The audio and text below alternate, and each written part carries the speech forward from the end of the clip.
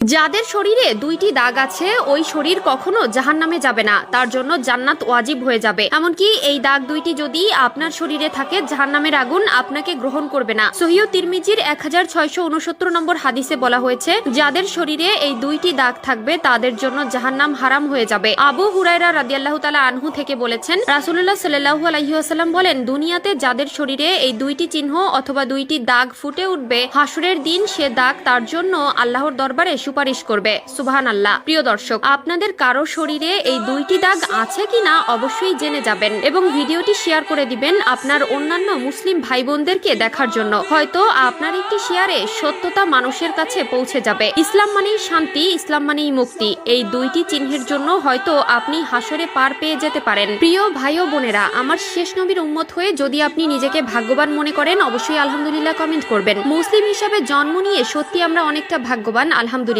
তো চলুন জেনে আসি কোন দুইটি দাগ যা কারো শরীরে থাকলে আল্লাহ তাআলা তাকে মাফ করে দিবেন। এক নম্বর দাগ হলো, রাসূলুল্লাহ সাল্লাল্লাহু আলাইহি ওয়াসাল্লাম বলেছেন, যে ব্যক্তি জিহাদের ময়দানে আল্লাহকে খুশি করার জন্য, আল্লাহর দ্বীন কায়েম করার জন্য অথবা আল্লাহর সন্তুষ্টি অর্জনের জন্য যে ব্যক্তি শত্রুর মোকাবেলা করতে গিয়ে শত্রুপক্ষের আঘাতে তার শরীরে ছোট্ট একটা দাগও যদি হয়ে যায় তার জন্য জান্নাত ওয়াজিব হয়ে যাবে। এই দাগওয়ালা শরীরকে আল্লাহ তাআলা অনেক ভালোবাসেন। এই দাগ থাকার কারণে কিয়ামতের ময়দানে আল্লাহ তাআলা তাকে জান্নাতে দিয়ে দিবেন। প্রিয় ভাইয়েরা, আমার আল্লাহর দ্বীনকে কায়েম করার জন্য যাদের শরীরে বিন্দু পরিমাণ দাগ হয়েছে তারা কতই না সৌভাগ্যবান। আল্লাহ আপনাকে জান্নাতি হিসেবে মনোনীত করেছে বলেই আপনার শরীরে এমন দাগ হবার সুযোগ এসেছে। দুই নাম্বার দাগ হলো, ফরজ ইবাদত সমূহের মধ্যে যদি কোনো একটি দাগ তার শরীরে দেখা দেয় তাহলে তার জন্য জান্নাত ওয়াজিব হয়ে যাবে। যেমন যদি কোনো ব্যক্তি ফরজ ইবাদত করতে গিয়ে তার শরীরে দাগ করে ফেলে, নামাজ পড়তে পড়তে যদি আপনার হাঁটুতে, আপনার কপালে, আপনার পায়ে দাগ হয়ে যায়, বুঝে যাবেন আল্লাহ আপনার জন্য সুসংবাদ দিয়েছে। তবে এখানে একটি বিষয় হলো, লোক দেখানো নামাজ থেকে সকলে বিরত থাকবেন।